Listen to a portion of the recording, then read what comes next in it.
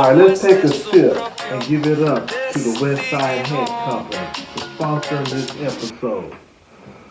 Alright, all you ambulance chasers, I'd like to welcome y'all back to another installment of the Big Thirsty Show, Ambulance Chaser Podcast, the podcast that's not afraid to blast. This is episode 30. And if you got to get into a fight with George Foreman, you might have to fight dirty. So, man, we giving it up, and we showing respect and our gratitude and attitude, respect to Big George Foreman. Now, in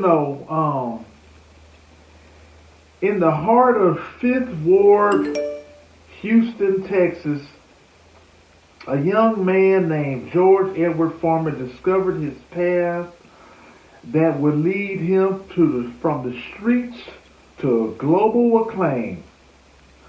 Born on January 10th, 1949 in Marshall, Texas, George faced hardship and poverty. Dropping out of school in the ninth grade, he found himself on a troubled path, but joined the Job Corps in 1965, became a turning point, introducing him to the discipline of boxing.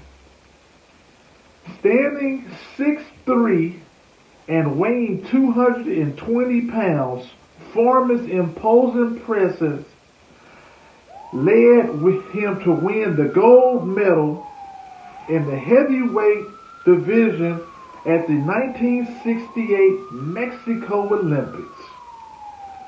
Turning professional in 1969, George Foreman's journey to the top was swift and formidable. In 1973, he claimed the world heavyweight title by defeating Joe Frazier in a stunning second round knockout. However, it was in 1974, the Rumble in the Jungle, Zaire, Africa, against the legendary Muhammad Ali that, put him into infamy. In a surprising turn, Ali employed the rope-a-dope style, which led to Foreman's defeat. Following his loss to Jimmy Young in 1977, Foreman retired, experiencing a profound religious epiphany, if I would say, and which led him to becoming an ordained minister. His newfound faith guided him to preach and serve the community, a role in which he cherished deeply. A decade later, driven by the desire to support his youth center, Foreman made unsuspected return to boxing. In 1994, at the age of 45, he defeated the odds by defeating Michael Moore, reclaiming the heavyweight title and becoming the oldest to do so. Outside of the ring, Foreman's entrepreneurial spirit shined, lending his name to George Foreman Grill, and it became synonymous with healthy cooking and had a staggering 100 million units sold worldwide to add to his resume. His affable personality and genuine charm made the grill a household staple. Beyond his public persona, George was a devoted family man, fathering 12 children, 5 of whom he named George to keep the family connected. George Foreman's life is a testament to resilience, reinvention, and the power of faith. From the boxing ring to the pulpit into our kitchens, his legacy continues to inspire.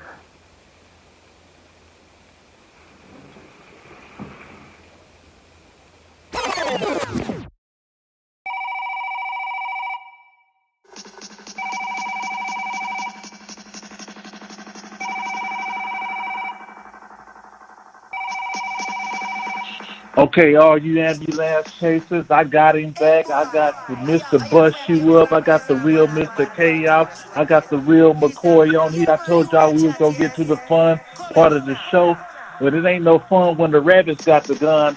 And man, we done lost a big legend. We done lost Big George Man, Foreman from Marshall, Texas, Houston, Texas, the Fifth Ward, wherever y'all want to say he's from, man. But man, what's going on, Mr. Chaos, man? man, hanging like an old pair. What's going on, Big Thirsty? Man, I hear you hitting that heavy bag with your do podcast. Man, let's speak on it, man. Let's Oh, speak on it. let's speak on it. Me and my brother, Uncle Doug. We put it down from time to time. We kind of growing, but we going and we growing. You know, we just got to promote a little bit more, and it's growing, my brother.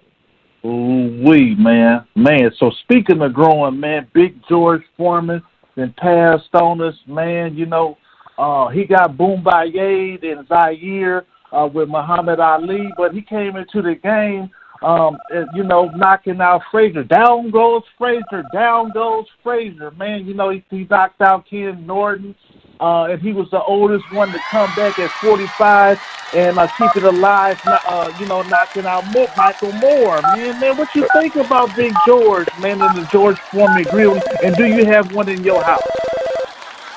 Yes, I do. And first, let me start by saying R.I.P. to George. That Yeah, was a legend. You know, he done joined what's his name? Joe Frazier. He done joined Muhammad Ali. You yeah, know, those are legends in boxing. Yeah, yeah. The man, trilogy. trilogy. A real trilogy. Yeah, trilogy. A true OG trilogy. Yeah, Trilogy. yeah, Gotcha. I get it. yeah. But yeah, we lost a big name, you know. But yeah, we got the Rumble in the Jungle. And him and Muhammad Ali, that was like a big fight, you know. Muhammad Ali was a fool too, though.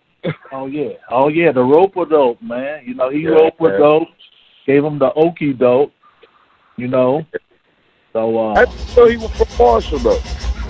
well, he was born in the Fifth Ward of Houston, Texas, but he went to Job Corps.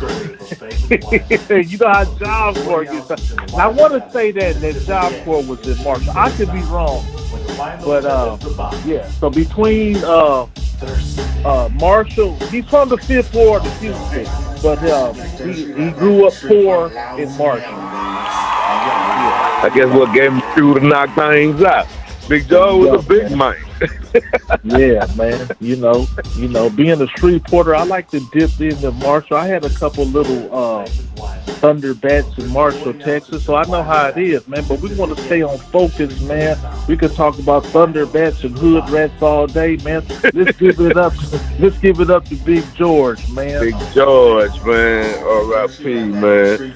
Man, entrepreneur, preacher, knockout artist, all around gentle giant with a good spirit, man. You know, man. So speaking of good spirit, man, tell Uncle Doug, man, I got a whole lot of love and a whole lot of nothing. I got crumbs in my pocket. He needs to get at me, man. We need to have him on the Big Thirsty Show podcast. We want to pick his brain, homie. Yeah. Oh, Ooh, wait, yeah. man. Definitely get him on board, man. Yeah, man. Shout out to the Bay. Shout out to Brother Babe, Cortesiologist, Mojo, 422 Posse, homie. G, you know what I'm saying? Bossier City, baby. But man, it's good talking to you, homie, man. You know how we do it here on the Big Thirsty Show, man. We ask you if you got. First of all, we want to get your Cash App up on the screen, man. So hit out the cash out app letters, and then we want you to give us some of that wisdom for your fans here on the Big Thirsty Show that's going to transfer over there to the Let's Speak on It podcast brigade, homie.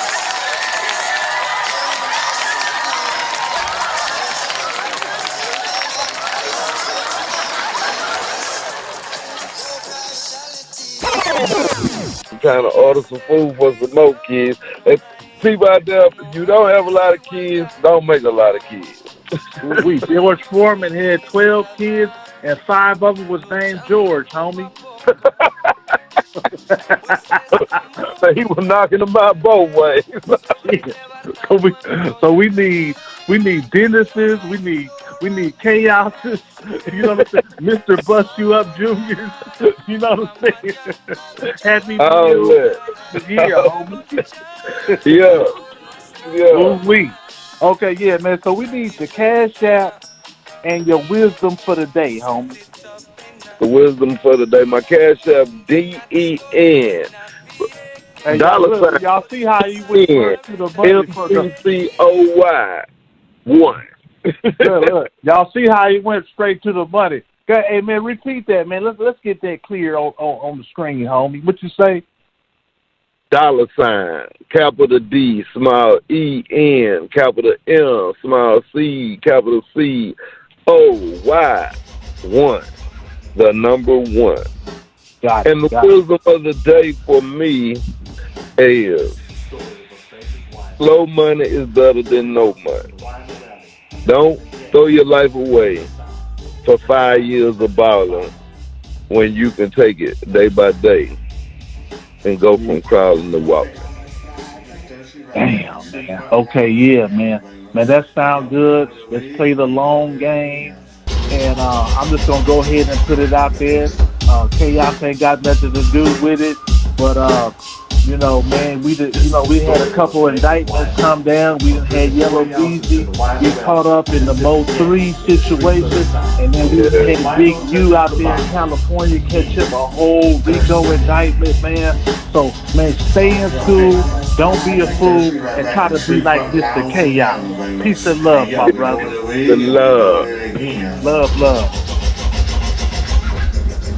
Right on, right on. I'd like to thank all you ambulance chasers and the ambulance chaser fan club for tuning in and being patient with another Big Thirsty Show. The podcast that's not afraid to blast. We had to go outside on y'all. Take it to California IA. And we will be back. Stay tuned for the Big Thirsty Show. Like, share, subscribe, and tell a friend to tell a friend.